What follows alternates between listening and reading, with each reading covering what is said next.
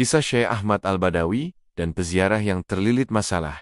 Syekh Ahmad Al-Badawi adalah salah satu wali Allah besar dari Mesir, pendiri tarekat Ahmadiyah, dan dikenal dengan banyak karamah. Ia dimakamkan di kota Tanta, Mesir, yang hingga kini menjadi tempat ziarah ribuan orang setiap tahun. Suatu hari, datang seorang lelaki dari desa yang sangat miskin dan tengah mengalami musibah besar. Ia kehilangan seluruh hartanya karena ditipu oleh mitra dagang, rumahnya hampir disita, dan anak-anaknya kelaparan. Ia bingung dan putus asa. Lelaki ini mendengar dari orang-orang bahwa makam Syekh Ahmad Al-Badawi di Tanta adalah tempat yang penuh berkah dan banyak doa dikabulkan di sana. Dengan sisa uang yang dimilikinya, ia naik unta dan menempuh perjalanan jauh menuju makam sang wali. Sesampainya di sana, ia menangis di sisi makam dan berkata, "Wahai wali Allah, aku tidak datang untuk meminta padamu, karena aku tahu kau telah kembali kepada Tuhanmu. Tapi aku datang karena aku yakin engkau dicintai Allah, dan Allah akan mengabulkan doa orang yang mencintai walinya. Maka aku hanya minta, tolong doakan aku di sisi Tuhanmu,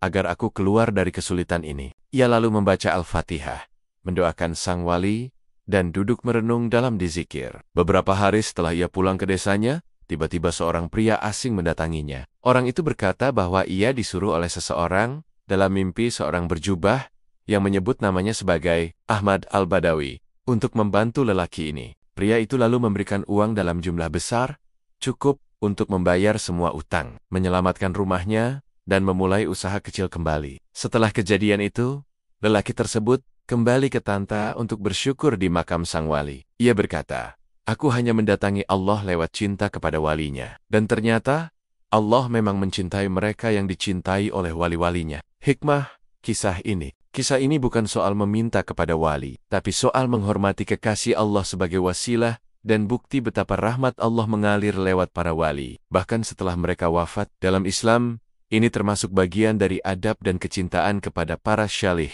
Sebagaimana Nabi bersabda, "Sebutlah orang-orang saleh, niscaya rahmat turun."